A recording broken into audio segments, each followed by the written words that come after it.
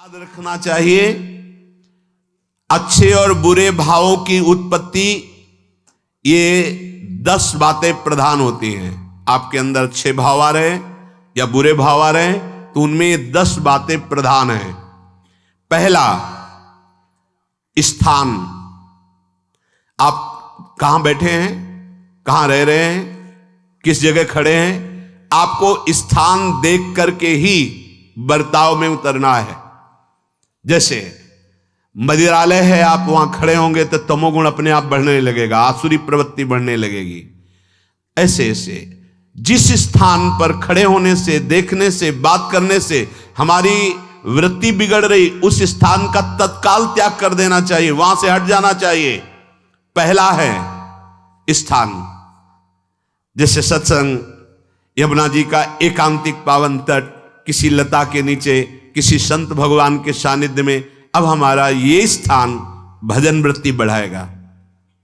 उस व्यक्ति का घर जिसके पास जाने से वासनाएं बढ़ रही, उस स्थान में जहां दृश्य देखने से हमारे अंदर गंदी बातें आ रही, पहला है स्थान। दूसरा है अन्न। बहुत बड़ा प्रभाव अन्न का होता है। अगर अधर्म के द्वारा कमाया हुआ अन्न है तो बुद्धि अधर्म में ही लगेगी। यदि भोजन पकाते समय, रसोई रांधते समय आप विकारात्मक चिंतन कर रहे हैं तो कोई भी प्रसाद पाए उसके अंदर विकार जागृत हो जाएगा। अन्न का बहुत बड़ा प्रभाव पड़ता है। एक बार पूज्य पाद उड़िया बाबा जी महाराज अपने परिकर के साथ भ्रमण में थे तो किसी बड़े धनी मानी ने निमंत्रण दिया, महाराज आज यहीं रुको। तो बाबा ने कहा हम लोग गांव के अंदर नहीं रुकते। तो बाहर कोई वृक्षों का समुदाय, जंगल जैसा, तो उसमें वहां रुके, पर भोजन उनकी तरफ से, भोजन सबने पाया। जब सुबह हुआ तो महात्मा जन, साधक जन एक दूसरे की तरफ देखे और बोले आज तो हमको बड़ा दोष हुआ, गंदा स्वप्न आया और हमारा संयम बिगड़ गया। बोले ये तो हमको भी हुआ, जितने थे सबको हुआ। उड़िया बाबा के समीप गए। बाबा ने कहा अच्छा ऐसा हुआ, ये तो अन्न दोष है, बुलाओ सन्न पवाने वाले को, फिर चलेंगे। बुलाया और बाबा ने कहा बिल्कुल सत्य बोलना, नहीं तो आप जानते हो इतने महात्माओं के संयम को आपने भ्रष्ट कर दिया, सत्य बोलना क्या बात थी। तो उनका महाराज संतान नहीं हो रही थी, सुना था आप बहुत सिद्ध महापुरुष हैं तो आपके परिकर को इसीलिए पवाया, अंदर काम भाव था कि हमारे कामना थी कि संतान उत्पन्न हो, वैसे ही चिंतन करते हुए बनाया ऐसे। बोले सबका संयम नष्ट कर दिया। होश में, नरक जाने वाली बात मत सोचो। अरे संतों को पवाओ जैसे अपने पुत्र को पवाते हैं, ऐसी भावना करनी चाहिए। आज हो भाग्य तो परिणाम खुद मंगल में निकलेगा। काम भाव से युक्त होकर क्यों बनाया, सब संतों के अंदर विकार पैदा कर दिया। अन्न का प्रभाव पड़ता है। हम जैसा अन्न पाते हैं वैसा, कई बार सुनाया है, सिद्ध महापुरुष पूज्य प्रातः स्मरण श्री बलराम दास जी महाराज झाड़ू मंडल के, यमुना के पावन तट पर ही है, रास मंडल के पास ही, वो अपने एक लता के नीचे बैठे हुए भगवत चिंतन कर रहे थे। अचानक यमुना जिस नजदीक है तो कोई माई स्नान किए हुए निकली तो नेत्रों ने देखा और विकार उत्पन्न हो गया। वयोवृद्ध सिद्ध महापुरुष, उन्होंने कहा आप तो इस शरीर को नष्ट कर दूंगा। शिष्यों ने कहा महाराज ऐसा क्यों। बोले किसी माता के शरीर को देखकर हमारे अंदर विकार क्यों आ गया, ऐसा नहीं, आज तक कभी नहीं हुआ, ऐसा क्यों हुआ। उनका महाराज आपस में सब शिष्यों ने कि कुछ ना कुछ तो खान पान में गड़बड़ी हो गई तभी ऐसा हुआ। बाबा आज परिक्रमा करते हैं वृंदावन की, बाद में आप जो आदेश करेंगे जैसा करेंगे, पहले परिक्रमा। वृंदावन की परिक्रमा का बहुत बड़ा प्रभाव। जब कभी मन आपका ऐसा विक्षिप्त हो, परेशान हो, तत्काल परिक्रमा प्रारंभ कर देना, नाम जप करते हुए। आप देखना परिक्रमा पूरी होते होते शांति हो जाएगी। बाबा ने खूब नाम कीर्तन करते हुए शिष्यों के साथ परिक्रमा दी, मन का विकार शांत हो गया। उनका ऐसा कैसे हो सकता है कि हमारे अंदर विकार आ गया। ये बड़ी सूक्ष्मता का विषय है। कल प्रसाद कहां से आया था, तो उस समय लाडले गोविंद देव जी महाराज यहीं विराजमान थे वृंदावन में। बोले तो ठाकुर गोविंद देव जी का प्रसाद आया था। लकुट उठाई, गए वो तो भगवत स्वरूप तस्मित तज्जने भेदा भावात। भगवान और भगवान के ऐसे जनों में भेद नहीं होता, वो भगवत स्वरूप होते हैं।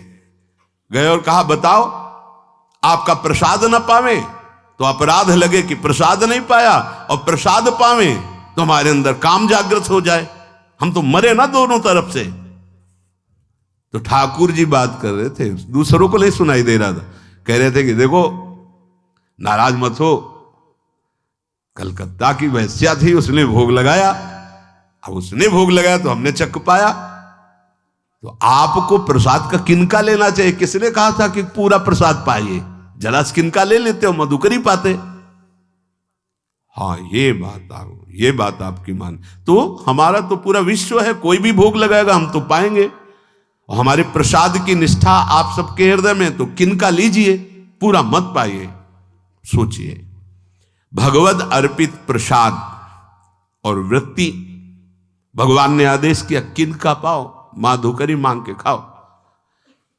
यहां वर्णन कर रहे, यदि हम अन्न थोड़ा भी हमारे अंदर दूषित चला गया, तो जब कभी ऐसी विकार की भावना हो, आपके अंदर विकार बन रहा है, तो खोजिए। आपने कोई दृश्य देखा है, आपने किसी से बात की है, आपने कोई ऐसा संकल्प बनाया, नहीं, तो फिर भोजन दोष आ गया। अब आज उपवास कर दो, जब तक वो वृत्ति न नष्ट हो तब तक कुछ मत पाना, जल से काम चलाना, तो एक दिन एक पहर अपने आप शांत हो जाएगा। अगर बहुत विकलता हो रही तो नाम कीर्तन शुरू कर दो, भोजन मत पाना, नाम कीर्तन शुरू, बिल्कुल शांति मिल जाएगी, बिल्कुल। और ये तो उदाहरण महापुरुष इसलिए देते कि हम सावधान रहें। हमारे अच्छे भाव या बुरे भाव में ये 10 बातें बहुत प्रभाव डालती हैं। पहला स्थान, दूसरा अन्न, और तीसरा जल। पानी भी बहुत संभाल के, नहीं आजकल तो देखो प्रायः ऐसे दांत से प्लास्टिक नोचेंगे, ऐसे पानी पिएंगे, कब भरी गई, कहां भरी गई, कैसा पानी, बड़ा देखो कैसा हमारे भजन साधन के लिए विक्षेप पैदा होता चला जा रहा है। पहले सुंदर सरोवरों का जल, मतलब 15 वर्ष तो गंगा जल ही केवल पिया है, जो आकाशवृत्ति से मिला नहीं, गंगा जल ही पिया है। कुआं का जल, फिर आया हैंडपैप का जल, अपवित्र होने लगा।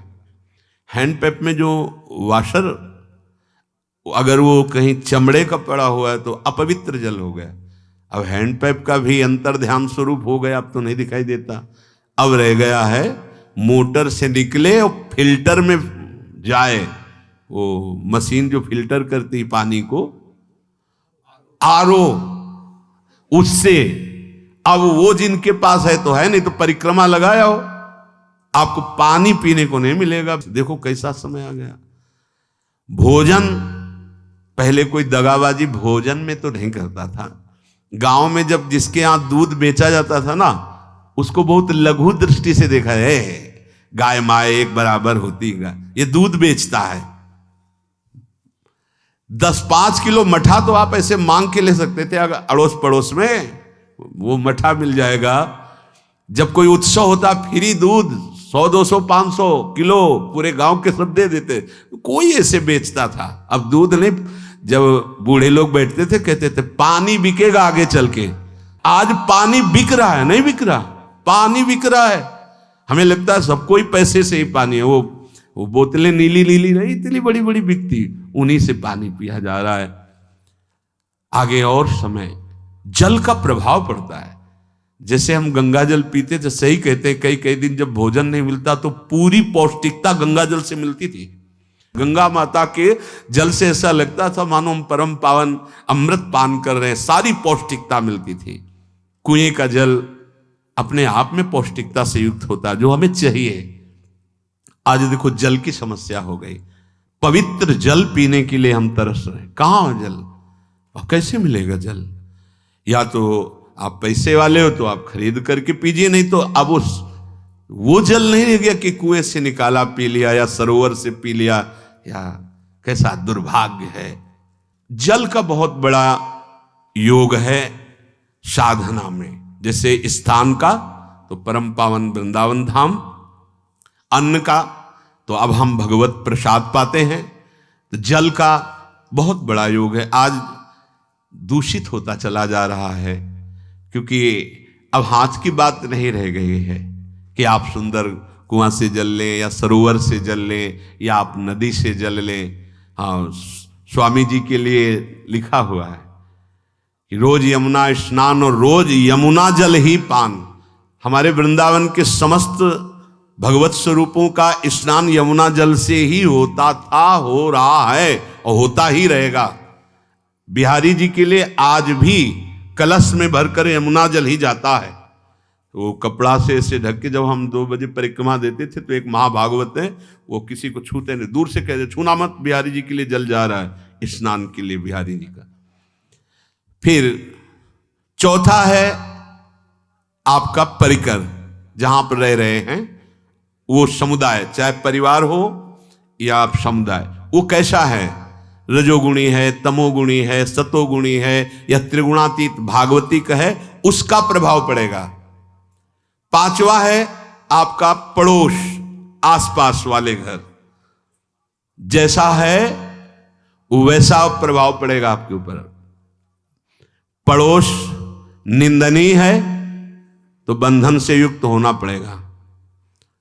लंका के पड़ोस में रहने के कारण अगाध महिमा वाले समुद्र को बांध दिया गया, रघुनाथ जी ने पुल बांधा और दंड देने के लिए तैयार हो गए थे सरकार, अग्निबाण संधान कर लिया था, पड़ोस के कारण ही तो ना, पड़ोसी रावण था, इसीलिए आस पड़ोस का बड़ा प्रभाव पड़ता है। फिर अगला है दृश्य, इस पे बहुत सावधानी की जरूरत है। ये मोबाइल भगवान चल गए हैं, बहुत विस्तार से चल गए हैं। अब कोई छोटा मोबाइल रखना नहीं चाहता, सब वो स्क्रीन वाला रखना चाहते, टच मोबाइल। दृश्य से बचो, बच्चों, जवानों, बूढ़ों, सबकी वृत्ति जो माया आकर्षित करती, जो दृश्य हम देखने के लिए अंदर से उल्लसित है, वो मोबाइल में सब है, चाहे भागवतिक और चाहे सांसारिक। तो भाई देख लो, गुण दोष में संसार है। अगर आप दोष ग्रहण करना चाहते हो तो दोष ले लो, गुण तो गुण। बहुत बहुत खतरनाक विषय है और बहुत लाभदायक विषय है। किसी संत की वाणी एक बार समझ में नहीं आई, अगर हम 10 बार सुने तो समझ में आ जाएगी, ये लाभदायक है।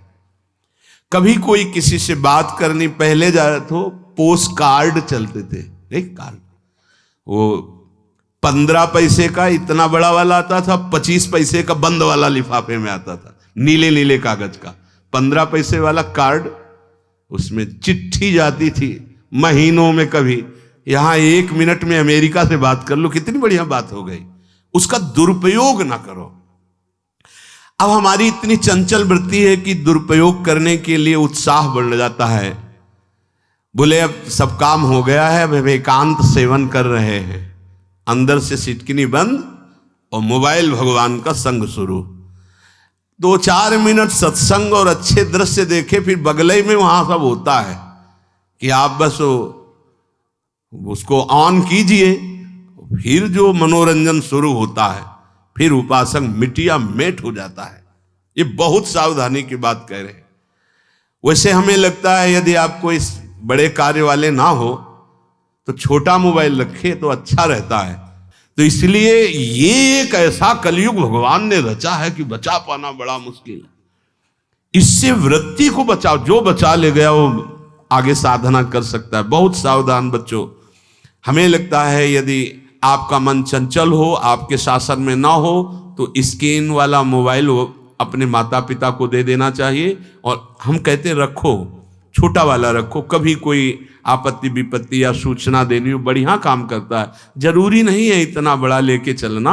हाँ, अगर आपको बहुत राजकीय विभाग के कार्य हैं तो बात अलग है कि कौन सी सामान कहाँ कैसे, तो वहां से वीडियो भेज रहा है, वो चेक कर रहा है, यस हाँ ठीक है अब चलाओ। अपने को क्या काम है? सत्संग अगर सुनना है तो सत्संग सुनने के अलग यंत्र आते हैं, चला दे उसमें, वो इतनी बड़ी लगती है उसमें चिप, पेन ड्राइव ऐसे लगा दो और सत्संग सुनो। जरूरी वो दृश्य वाला रखो। यहां कह रहे दृश्य, अगर गलत दृश्य देखा तो बावरे बन जाओगे और अच्छा दृश्य देखा तो भगवान के मार्ग के पथिक बनोगे। तो देखो, अच्छे दृश्य में भी दोष दर्शन की वृत्ति की गुंजाइश है। जैसे कोई लीला हो रही है, लीला के पात्र, जैसे हमारे ब्रजमंडल में रास लीला होती थी, ऐसे 12 वर्ष 13 वर्ष के लीला पात्र, सब नव किशोर, जहां भाव ही बने रोते रहो। अब वहां बड़े बड़े लीला पात्र हैं, अगर हमारी भावना शासन में नहीं है तो वहां हम अंग प्रत्यंग के दर्शन से हमारी हाव भाव वहां जो हो रहा है उससे हमारी वृत्तियां बिगड़ जाएं। जब छोटे छोटे लाडली लाल परस्पर खेलते हैं तो केवल आशीर्वाद देने को, रोने का मन होता है। अगर आप लीला भी देख रहे हैं तो बहुत सावधानी की जरूरत है, क्योंकि वो चिदानंद शरीर नहीं है, पांच भौतिक शरीरों, हमारी दृष्टि पंचभूत में लगी हुई है। नाम जप करो, लीला गायन करो, फिर देखो जो लीला है, यही जीवन का परम सुख मिलेगा। सच्ची मान लीजिए। बस हम बार बार ये कहते हैं, मोबाइल का सदुपयोग कीजिए, दुरुपयोग नहीं। मोबाइल बुरा नहीं, उसका प्रयोग बुरा है। दृश्य और साहित्य, वैसे ही मनोवृत्तियां फिसलने वाली हैं, और जब ये आ गया कि फिसलाने में कितना लाभ है तो ऐसा कोई साहित्य और आलोचना, ऐसी कोई वार्ता न करे जिससे हमारे अंदर गंदे भाव आवे। यदि अच्छी चर्चा करते हैं तो अच्छे भाव आते हैं। देखो, अभी ऐसी कोई भावुक चर्चा होने लगे तो सबका हृदय द्रवित हो जाएगा, और गंदी चर्चा हो तो हमारा हृदय विकार युक्त हो जाएगा। और कार्य, आप जो कार्य करते हैं उसका प्रभाव आपके मन के ऊपर पड़ता है। और उपासना, आप उपासना भोगों की करते हैं या योग की करते हैं, ये 10 से भाव बनते हैं और 10 से भाव बिगड़ते हैं। स्थान, अन्न, जल, परिवार, अड़ोस पड़ोस, दृश्य, साहित्य, आलोचना, आजीविका का कार्य और उपासना, यदि ये भागवतिक हुए तो आपके अंदर भगवत भाव बढ़ेगा, और यदि ये रजोगुणी तमोगुणी हुए तो आपके अंदर आसुरी भाव बढ़ेगा। इन 10 से सावधानी पूर्वक व्यवहार होना चाहिए। जैसे आस पड़ोस में है तो बड़ी सुविधा है, यहां कोई किसी से मतलब नहीं रखता, बगल वाला कौन रह रहा, किसी से मतलब, ये बढ़िया है। ज्यादातर गांव में होता है। अपने यहां ये अच्छा है कि जैसे आप अपने कमरे में गए, किसी से कोई मतलब नहीं है, वैसे ऐसा ही जीवन रखना चाहिए। और उस पर ये ज्यादा जो व्यवहार मित्रता बढ़ाने वाला विषय, ये धाम में नहीं है, वृंदावन में ऐसा नहीं व्यवहार रखना चाहिए। आपके पड़ोस में कौन रख रहा है आपका परिचय नहीं होना चाहिए, कौन कौन रह रहा है आपकी जानकारी नहीं होनी चाहिए। नजर नीची की, अपने कुटिया में गए, अपने ठाकुर जी से मतलब, अपने भजन से मतलब, ना पड़ोसी को कुछ देना चाहिए ना लेना चाहिए। बात समझ लेना कि जैसे आज उत्सव है उनको हम बुलाते हैं, वो हमारे यहाँ, ये व्यवहार यहाँ नहीं है। बनवासी हो, ठाकुर का भोग लगाया, और अगर आपको बांटना है तो बाहर निकलो, आधा किलोमीटर दूर ऐसी जगह बांटो जो तुम्हें राधे श्याम दोबारा ना बोले, फिर वो तुम्हें बुलाएगा, फिर वो बैठेगा, फिर प्रपंच की बातें होंगी, निंदा स्तुति की होंगी, फिर बड़ी संगोष्ठी होती है, पता चलता है। क्या फायदा ऐसे जीवन से। आप वनवासी हो, समय एकांत में दीजिए, अपनी कुटिया में बैठिए, नाम जप कीजिए, निकलिए, सत्संग सुनिए, ठाकुर दर्शन कीजिए, परिक्रमा कीजिए, फिर अपनी कुटिया में। ज्यादा व्यवहार में नहीं उतरना चाहिए, ये वनवास है, वृंदावनवास। सत्संग का सेवन, रजोगुण तमोगुण का त्याग, तो दुष्संग से आप बच जाएंगे। दुष्संग से बचने का मतलब है काम क्रोध मोह स्मृति भ्रंश बुद्धिनाश सर्वनाश कारणत्वात्। देवर्षि नारद जी कहते हैं, अगर दुष्संग का त्याग हो गया तो आप काम का, क्रोध का, मोह का, जो हमारी भगवत स्मृति का नाश कर देते हैं, जो हमारी बुद्धि का नाश कर देते हैं, जो हमारे सर्वनाश करने वाले हैं, इनका त्याग कर पाएंगे। कुसंग अगर हो गया तो इनका त्याग नहीं हो सकता, बहुत कठिन हो जाता है। भगवत संबंधी तत्वबोध होना या भगवत रहस्य लीला में प्रवेश पाना, जो अपनी इंद्रियों को भोगों में तृप्ति कराने की कोशिश कर रहे हैं, उनका चिंतन भोगों का ही होगा, तो कैसे तत्वबोध होगा, कैसे लीला में प्रवेश होगा? बस ध्यान देना है, कैसे हो पाएगा? क्योंकि जिस चित्त वृत्ति से भगवदाकार हमें वृत्ति करनी थी, वो तो हमने भोगों के चिंतन में लगा दी, भोग क्रियाओं में लगा दी।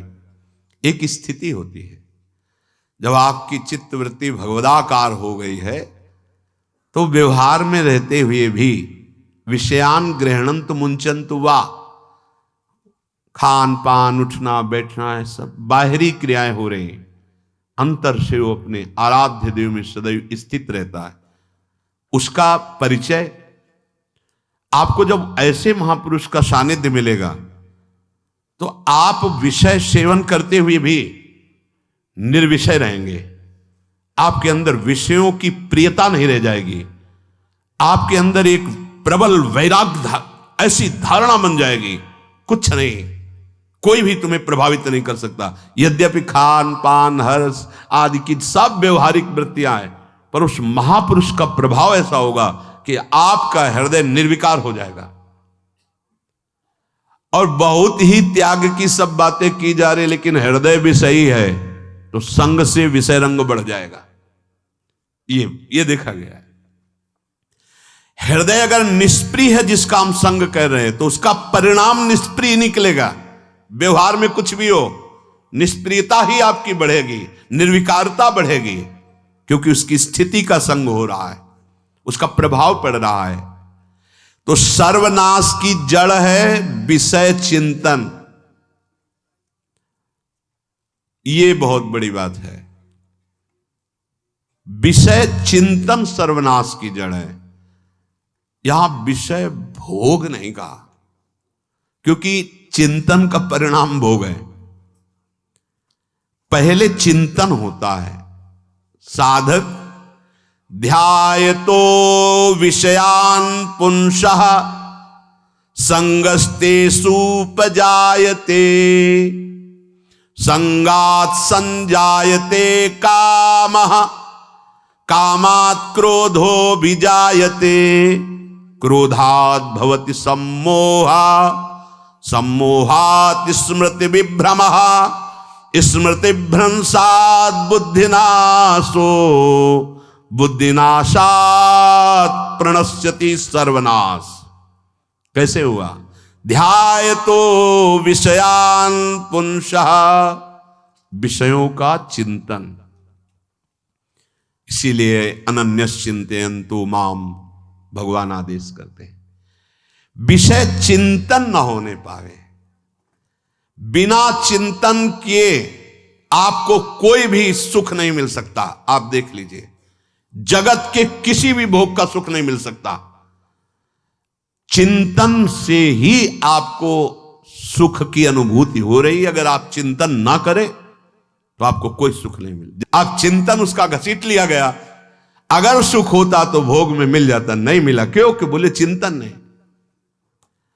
किसी को किसी गाढ़ विषय के चिंतन में फंसा दे, फिर उसके सामने भोजन रख के खीर में नमक डाल दे, सब्जी में चीनी डाल दे और गाढ़ विषय में फंसा दे। तुम्हारा लड़का जो अकेला था, वो ऐसा ऐसा दुर्घटना हो गई, वो अस्पताल में, अब जल्दी से भोजन पाओ और निर्णय बताओ। वो बिल्कुल नहीं बता पाएगा कि खीर में नमक था, सब्जी में चीनी थी। उसका चिंतन वहां फंस गया। अगर ऐसे चिंतन हमारा प्रियाजू में फंस जाए तो संसार के सब क्रियाएं होते हुए भी वो परमहंस है, वो विदेह है। चिंतन, हम लोग चिंतन में चूक कर देते हैं, तो फिर क्रियाओं में हमको बंधना पड़ता है। नहीं, सच्ची माने कोई भी क्रिया उसे बांध नहीं सकती। तो क्या जिनका भगवत चिंतन होता है वो असत क्रियाएं भी करते हैं क्या? तो बोले जब चिंतन ही नहीं तो असत क्रियाएं कैसे हो सकती है? पहले क्रिया के असत चिंतन होता है। आप देखना, कोई भी कार्य पहले चिंतन होता है। इसीलिए यहां कह रहे हैं ध्यायतो विषयान पुंसा संगस्तेषु उपजायते। पहले सबसे पहले विषय का चिंतन होता है। अगर विषय का चिंतन ना होने पावे तो आपको कोई फंसा ही नहीं सकता भोग, कोई भी भोग नहीं फंसा सकता। जहां विषयों का चिंतन हुआ तो संग की प्राप्ति, विषय भोग की प्रबल इच्छा, प्रबल आसक्ति, और वो जो चिंतन हुआ था वही आपको सुख दे रहा है। वही, वहां सुख नहीं है, आपके चिंतन का वहां सुख। जैसा चिंतन, अगर आपका चिंतन विक्षिप्त कर दिया जाए, एकाग्र ना होने पाओ, तो किसी में आपको सुख नहीं मिलेगा पक्का। अगर वही चिंतन सावई मना कृष्ण पदार विंदे हो तो कोई सुख है। गोपी जनों के पति भी हैं, पुत्र भी हैं, पूरे परिवार की सेवा करती हैं, और बड़े बड़े परमहंस उनकी चरण रज वंदना करते हैं। क्यों? क्योंकि उनका चिंतन भगवान का हो रहा है। एक भी वृत्ति शरीर चिंतन में नहीं, बलिहारी है। मुरारी पादार्पित चित्त वृत्ति। विषयों के चिंतन से विषयों में आसक्ति पैदा होती है। आसक्ति से विषय कामना की प्रबलता और क्रिया होती है, और क्रिया में बाधा पड़ने से क्रोध पैदा होता है। क्रोध से मूढ़ता छाती है, मूढ़ता से स्मृति भ्रमित हो जाती है, स्मृति भ्रंश से बुद्धिनाश होता है, और बुद्धिनाश ही सर्वनाश है। इसलिए चित्त का निरंतर अधिक समय तक सावधानी पूर्वक भगवन नाम में, भगवत लीला में, आप सब भगवत कृपा पात्र जन है, चिंतन न बिगड़ने पावे। होता क्या है कि क्रिया से तो हम सावधान है, समाज है, क्रिया से तो हम सावधान, क्योंकि समाज भी है, व्यवहार भी है सामने, लेकिन चिंतन तो कोई नहीं जान रहा ना, अंदर ही अंदर हम क्या चिंतन कर रहे हैं। तो साधक चूक कर बैठता है। देखो, बाहर चूक होगी तो उसका प्रायश्चित हो ही जाएगा, चार लोग निंदा करेंगे, पिटोगे, अपमानित होगे, प्रायश्चित। लेकिन अंदर जो हमारा गलत चिंतन हो रहा, पूरा का पूरा अंदर हृदय मलिन कर देगा, हमें उस बात का प्रायश्चित भी नहीं होगा, हमें जलन भी नहीं होगी कि हम गलत चिंतन कर रहे हैं, क्योंकि सावधान नहीं है। खास बात साधना में चिंतन संभालने की है। काम क्रोध मोह स्मृति भ्रंश बुद्धिनाश सर्वनाश कारणत्वात्, देवर्षि नारद जी कह रहे हैं। चित्त का जहां अधिक चिंतन होता है वही हमारी तन्मयता बन जाती है, वही हमारा स्वरूप होने लगता है। बोले बहुत कामी पुरुष है, बोले बहुत क्रोधी पुरुष है, बोले बहुत नीच पुरुष है, पूरा संबोधन होने लगा उसके लिए, क्योंकि वो उसी चिंतन से, वैसी क्रियाओं से। अरे बोले तो बड़े भगत हैं, भगवान के स्वरूप है साक्षात। जो हम अधिक चिंतन करते हैं वही क्रियान्वित होता है, जो क्रिया होती, चिंतन होती, वैसे हमारा स्वरूप बन जाता है, वैसी हमारी स्थिति हो जाती है। सांसारिक विषयों और विषयी पुरुषों का शरीर संग, वाणी संग, मन के द्वारा संग, ये आपके अंदर विषय चिंतन बढ़ा देगा, विषय क्रियाओं में लगा देगा। इसलिए बहुत सावधान। विषय में कोई ताकत नहीं है, विषयासक्ति दुर्गति कर देती है। एक बार देवर्षि नारद जी जनक जी से कहा कि आप विदेह राज कैसे हैं, पत्नी भी है, परिवार भी है, सब वैभव भी है, वो आप एक राजा होते हुए विदेह राज। उनका आज विश्राम कीजिए, कल सुबह चर्चा करेंगे। तो रात्रि में अपने शयन गृह में देवर्षि नारद जी को शयन कराया और अपनी अर्धांगिनी से कहा कि आप जाकर शयन कीजिए देवर्षि नारद जी के साथ, जो आज्ञा। अब वहां देवर्षि नारद जी के समीप जब नारद जी ने देखा कोई स्त्री, तो शकिल गए और शकिल गए। वो तो आज्ञा जैसी हुई थी, जब दीवाल मिली तो दीवाल की तरफ मुंह करके लेटे रहे।